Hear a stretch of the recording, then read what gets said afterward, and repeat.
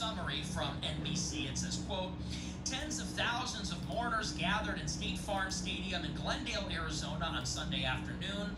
Leaders in the MAGA movement attended, including President Trump, Vice President Vance, a number of cabinet officials, and billionaire tech executive Elon Musk. Many speakers used their time eulogizing Kirk to make renewed arguments for American conservatism with, they argued, Christianity, marriage, having children, and open debate at the core. Most focused on Kirk's legacy as an avenue to usher in a way to reintroduce and read this, very poorly written by the way. They focused on Kirk's legacy to usher in a way to reintroduce and redefine the political right, perhaps a new wave of MAGA. A new wave of MAGA. American conservatism. Interesting. Vice President Vance said the evil murderer who took Charlie from us expected us to have a funeral today, and instead we have had a revival and celebration of Charlie Kirk. Secretary of War Pete Hegseth said Charlie started a political movement but unleashed a spiritual revival. Trump compared the gathering to an old-time revival. Leaders focused Sunday on his efforts to convert young people to the conservative cause, his outreach on college campuses, his penchant for holding open debates at such venues, and his religious faith. Now, in the first place, it is very important to say, and I want to be fair, and I want to be respectful, it is very important to say it is really not my place on a personal level to judge. My intention tonight is not to pass judgment. I'm not judging the mourning widow or family of Charlie Kirk. I'm not judging his friends. I'm not judging the people in his organization. How they choose to mourn their husband, their friend, their leader, their colleague, it's their prerogative. I'm a complete outsider. I was a political adversary of Charlie Kirk, of his organization. I was banned from his events, banned from his organization. He didn't like me. He called me a demonic Jew hater. And I don't say that in an accusatory way. I mean that to say, this is not in the family, okay? What they do and how they operate, that's really their prerogative. So it's not my intention to pass judgment. And I am saying this as somebody on the outside looking in. I fully recognize that. I fully recognize that. And I'm somebody that fought with Charlie Kirk viciously and disagreed with him intensely. And professionally, I didn't really respect what he did. In terms of Turning Point USA, I was not a fan, okay, to say the least. I also want to say about it, this is not a commentary on the tragedy. I think what happened to him, I believe it today as much as I did the day that he died. I think it was unspeakable, horrific. It made an impact on me in the same way that it made an impact on a lot of you. And I didn't know the man, and I didn't like the man. But what was done to him was inhuman. It was evil, it was wicked, it was despicable. And the magnitude of what was lost on a personal level, I have no personal experience with something like that. He was ripped away from his children, from his wife. We're talking about decades of memories, cherished memories, decades of love, and maybe more children, and an unbelievable career ahead of him. People talked about him as a future presidential contender. I think that is absolutely the case. So the magnitude of the loss cannot be overstated, and I still believe that it is something that is evil, and I feel horrible about it. Okay. With all that being said, it's been 2 weeks, and at a certain point we have to talk about this for what it is, which is a remarkable political event. It is a personal event for Charlie. It is his death, his murder. It's a personal event for his family, for his friends, colleagues. But for America, it means something political. It has has a political significance because he was a political figure who was publicly executed by a political assassin for political reasons. There is a political response on the part of the government, on the part of the people, on the part of us. There's a reaction, and now the left is having a counter reaction to our reaction. So in the same way that we talk about the assassination of Jack Kennedy, in the same way that we talk about Sandy Hook, in the same way that we talk about other emotionally charged tragedies that have immense political ramifications, we do, for the sake of reason, we have to set aside feelings, emotions, the personal dimension, and we have to, in a sober and rational way, analyze the political significance of the event and everything surrounding it. We just have to. That is what mature adults do. That is what responsible citizens do. I'm a citizen of the United States of America. This will affect my life. If the government is talking about hate speech, if the government is cracking down on Antifa, if the FCC is pressuring these television networks to suspend Jimmy Kimmel, this affects our country. This affects us. We have to talk about it. And the reason that I opened my show earlier tonight talking about it in this way is we have to understand it in principle that it is always in extraordinary circumstances that revolutions occur. It is always under extraordinary circumstances that a regime will exploit the passions, the mood of the mob, of the moment, to aggressively push an agenda that under normal circumstances would not be permitted. In ordinary circumstances, we believe certain things. There are certain things we will support and what we will not support. There are certain things that the public has an appetite for and certain things the public will not tolerate. It is exclusively in extraordinary circumstances, sensational things that give us a visceral reaction, when emotions are high, tensions are high, when people are angry, sad, when people are affected. That is when these aggressive agendas are pushed through with propaganda, by hijacking feelings, hijacking emotion when reason is suspended. And this is no different than any other thing. It is not unique. It is not extraordinary. This is like any other one of those things. And we all recognize in the past how these things are used. Isn't that always how it goes? In the rear view mirror, in hindsight, we can say going to war in Iraq was a mistake. The Patriot Act was overreach by the government.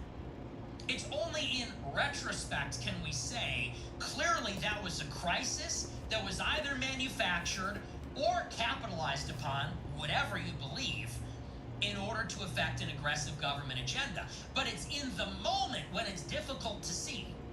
It's in the moment when propaganda and emotions cloud everything. Fear, panic, all these different things that come into play. It's in the moment, in confusion, when these things are happening.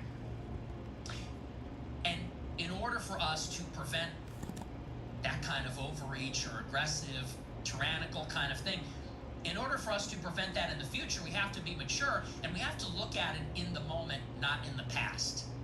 We have to understand what is happening as it is happening, not after the fact, after it's already too late. What if, in those days of the war on terror, people recognized what was happening in the moment and said, obviously 9/11 was horrible, but what did Saddam Hussein have to do with it? Obviously 9/11 was terrible, but now we have no right to privacy. Now they're going to listen into all of our phone calls and emails forever. It's no different here. Now, what happened on Sunday? And with all of that being said, what happened on Sunday, whatever you want to call that, That was a political event. That was not a funeral. It wasn't. They didn't market it that way. That's not what it was. It was a memorial. And what it really was effectively was a big political rally. Did we hear from Charlie Kirk's friends, relatives? Did we hear from the people that knew him the best? No. We heard from the RNC. We heard from the Secretary of Education. We heard from the White House Chief of Staff. We heard from the White House Strategic Advisor. We heard from the Secretary of State. We heard from the Secretary of Health and Human Services. We heard from Tucker Carlson. Is that a funeral? Is that a memorial? That felt to me like the Republican National Convention. That felt to me like CPAC. That felt to me like any generic Republican right-wing gathering. And it had all of the trappings of that. Giant LED video walls, pyrotechnics. Have you ever been to a funeral with fireworks before? Have you ever been to a memorial with fireworks? At the Oscars, at the fucking Oscars, when they do in memoriam for dead celebrities and Hollywood stars that died from getting the vaccine, do they have fireworks or do they play a sad song and show pictures in black and white? And it's somber. At the Oscars, this guy was gunned down at 31 years old, and they're doing fireworks for his grieving widow before she comes out. And she didn't even get the keynote address. The President of the United States got the keynote address.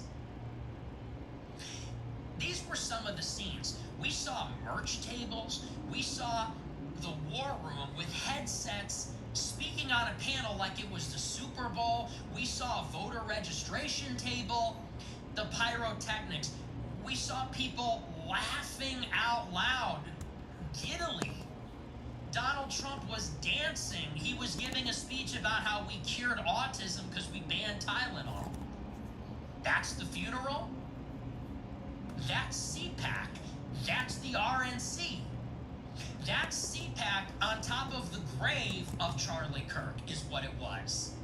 Now, I can already anticipate, and I actually agree with the sentiment, the way that Turning Point is defending this and the way that many people sympathetic to this spectacle are defending this is they're saying, well, that's what Charlie would have wanted. I think that's true. Knowing Charlie, that is what he would have wanted.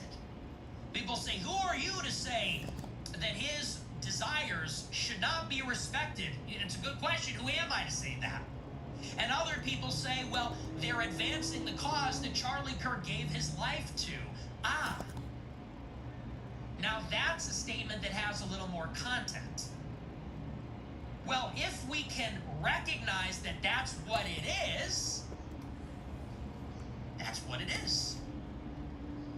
That was cynically using his death to advance the cause that Charlie Kirk gave his life to in fulfillment with his wishes. Okay, well, I'm glad we can acknowledge that.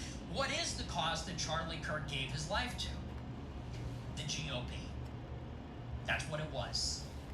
Charlie Kirk was the director of Students for Trump. Charlie Kirk made a deal with TikTok, with the leadership. No, this is not a metaphor. No, he made an actual deal with TikTok to push Republican voter outreach on the platform. He was doing this college campus tour, receiving millions and millions and millions of dollars from donors to get young people to vote Republican. He defended the actions of this administration. He visited Trump in the White House. That's why they spoke at his memorial. And what is the GOP, guys? This cause that he gave his life to, that even in death, he is supporting, even with his literally spilled blood. He is lending the emotions we feel about it to the political cause of the GOP and the cabinet members of its government giving speeches. What is this GOP government? Because you know something? On September 9th, we all hated the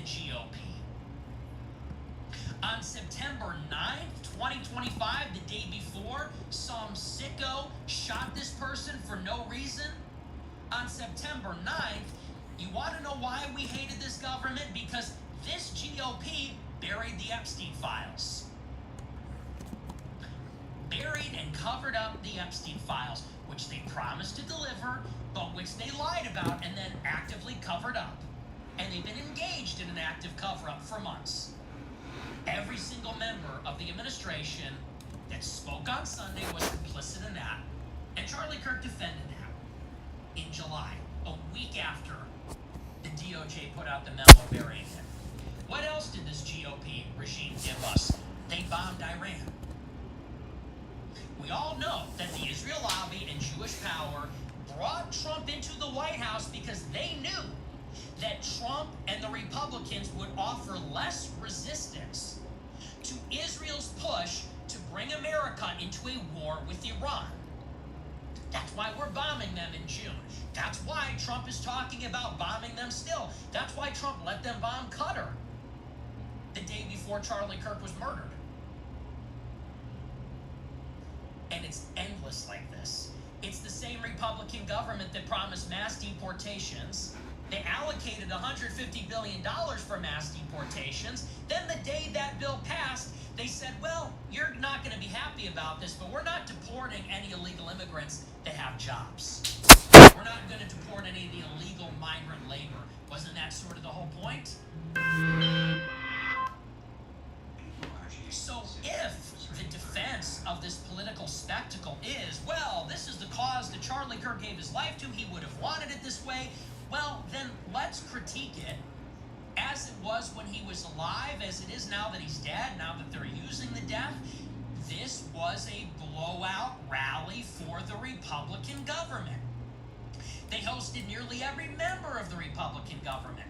Stephen Miller, J.D. Vance, Linda McMahon, Robert Kennedy, Pete Hegseth, Marco Rubio, Donald Trump himself, Tucker Carlson.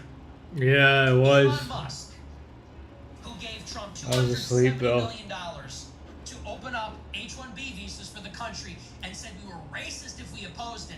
That is who was gathered in attendance at the memorial. We just got some Denny's. And we are supposed to believe that if we are upset about Charlie Kirk, if we were hurt by that, touched by that, Charlie would have wanted us to now support the GOP. Look, I'm sorry, and I hate that I am the one that needs to say it. I hate that I'm the one that has to say it, but I'm not going to support the GOP because Charlie Kirk got killed. You have my prayers. Charlie Kirk and his soul has my prayers. His wife has my prayers. His children have my prayers. His colleagues have my prayers, and they have my sympathy. And if they called on me to, do something charitable, I would do it. I feel bad for them. I was affected emotionally by it. But you are not going to tell me that I now have to get behind this Republican government because that's what Charlie would have wanted. I didn't support that when he was alive. I don't support that now that he's dead. And frankly, I don't see what one has to do with the other. He got shot by some radical left-wing lunatic, and you want to know something? Let's be honest about this. If that radical left-wing lunatic got up to the microphone and asked a question, Charlie would have debated with him. If I got up to that microphone, he would have thrown me out of the event. There's a lesson in this. This GOP does not like its people. This GOP send me it. like I'll check it out after this one. The GOP base that demands the Epstein files, Trump says, I don't want your support. The GOP base that says we don't want to bomb Iran, the GOP is telling them, Trump always said we were going to bomb Iran. The young white men that flipped for Trump, they like my show. They're not welcome at Turning Point. They're not welcome in the GOP. They were told, if you like Nick Fuentes, you're not welcome here. Now that he got killed by the left wing, which the GOP is far more tolerant of than us, now we're supposed to roll into the GOP? I'm sorry, I don't think so. That's not part of the bargain. And I'm not on board with any of that stuff. And you know what I saw on Sunday? I did see a new wave of MAGA. What I saw on Sunday, just feeling, I saw a revival of like George W. Bush conservatism. That's what I saw. What exactly was the message on Sunday? Because I don't know what it was. It was some generic, vague, Americanized Christianity, like a mega church Christianity, some vague appeal to values, free speech, something like that. That's not what MAGA was ever about. What MAGA was about in 2015 was America First. In 2015 and 2016, it was no more mass migration because that's not America First. It's not putting American workers first. It's not putting American voters first. When you bring in foreigners, they take jobs and then vote in our elections and put their interests before ours. In 2015 and 2016, it was no foreign wars. That's not America First. Being in Afghanistan and Iraq isn't good for us. Now they're talking about opening up a base in Afghanistan again. Now we're talking about bombing Iran, going to... Damn, I seen some shit on Pizzagate. They found some room or something.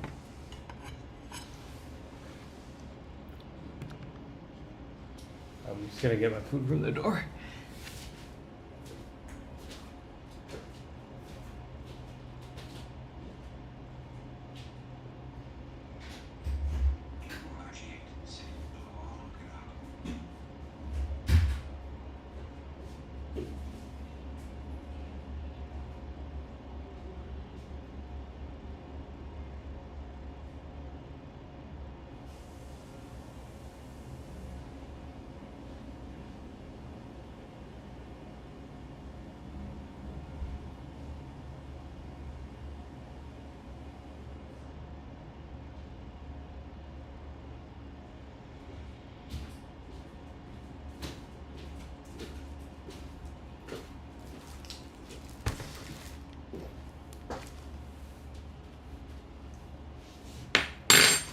Yeah, I gotta see if I can find it again. Damn, let me tie this shit up.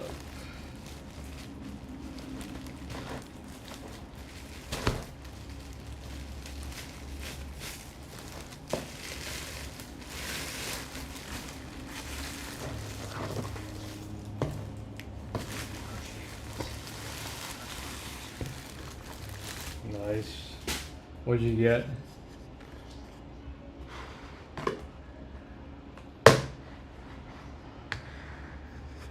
Denny's always makes their food like shit.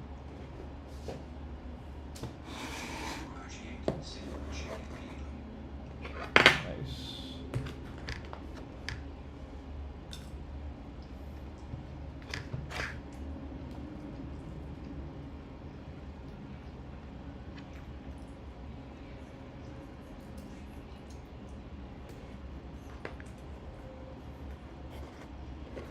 I got that bourbon chicken and some eggs.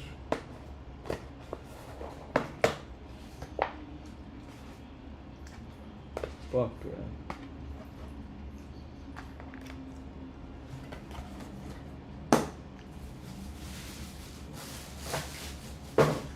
Oh shit. Yeah, it's too bad there's not a Denny's like right here. I'd go there and sit down and eat this, but it's actually pretty warm today. If you order at the right times, they bring you your food hot.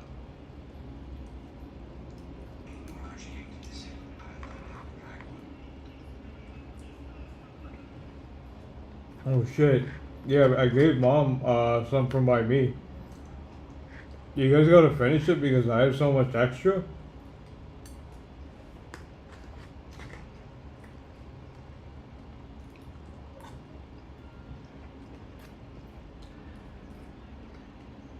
Yeah, this is good.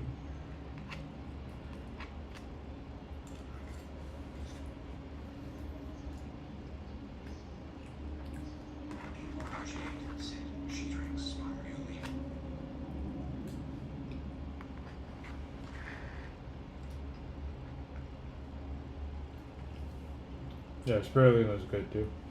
I think it has spirulina in it.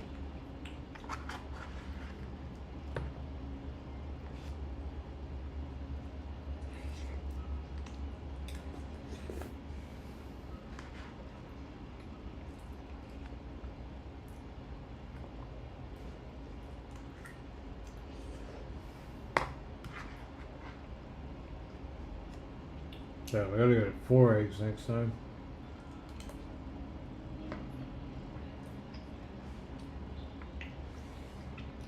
Or in Venezuela. In 2015 and 2016, we said America first on trade. Now, you have this policy where they're trying to monetize the debt. They're doing everything they can. It's like this.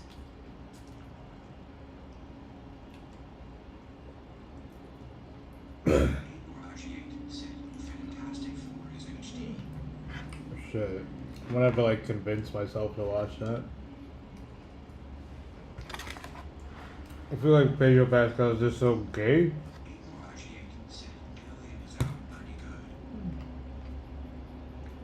Wait, it's out already? What the fuck? I thought it came out later in the day today.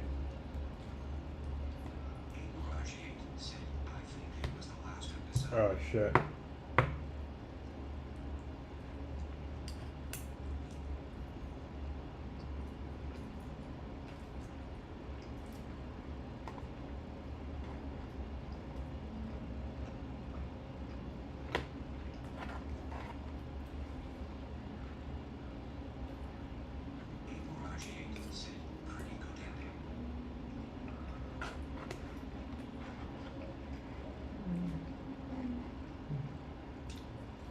Better lead into another season. Also just blew everybody up on the island.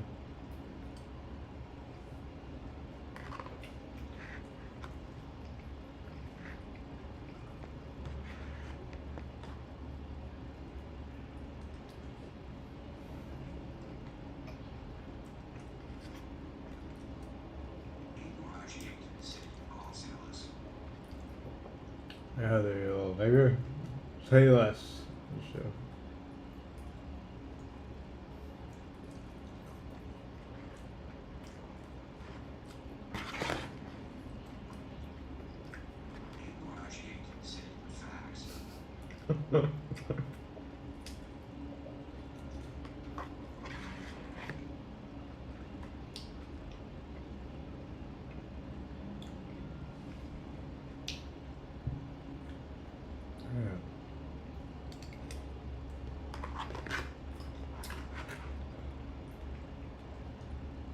All I need is a coffee now.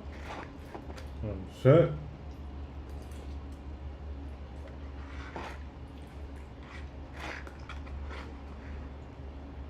So, chicken and potatoes are literally the answer.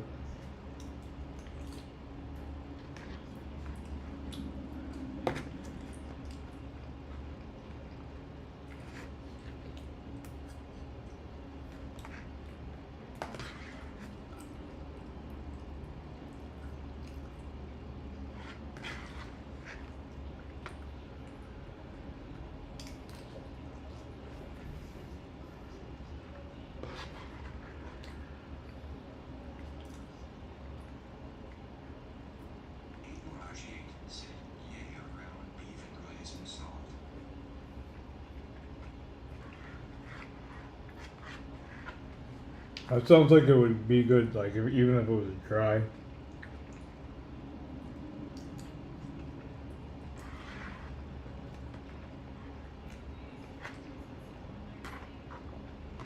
Like some sticky rice. Shit. A real Vietnamese place.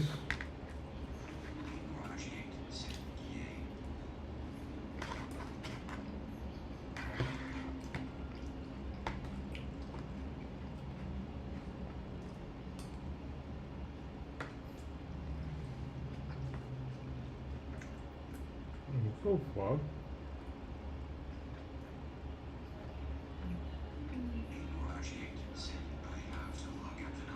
Oh yeah.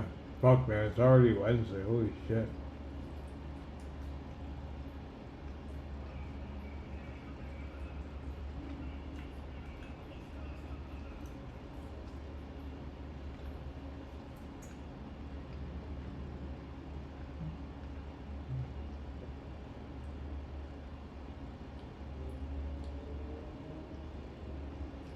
I'm looking at a post that says Jack Ma, the Alibaba guy.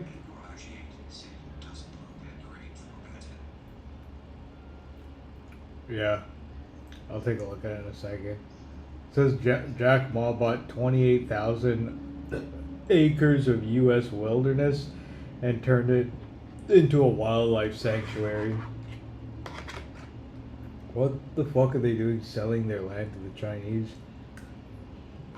But at this rate, I guess it's better than the Jews owning it.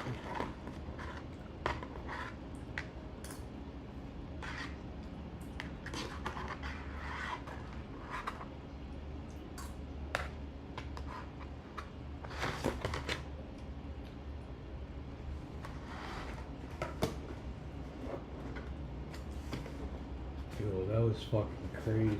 Holy shit. I'll be right back. I just gotta go throw this in the garbage. Holy shit.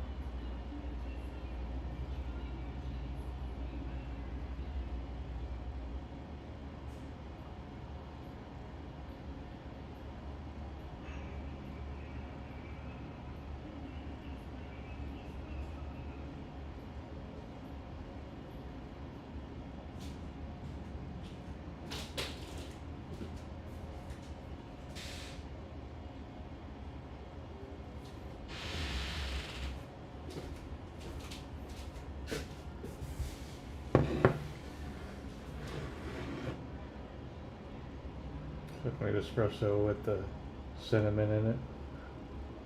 With the cinnamon in it.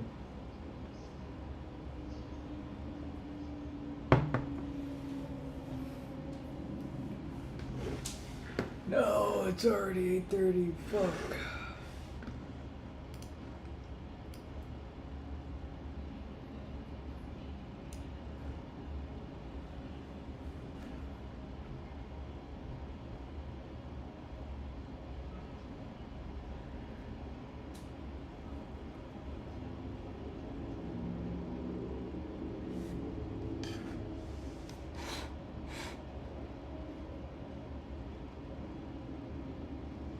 Should have planned this out better.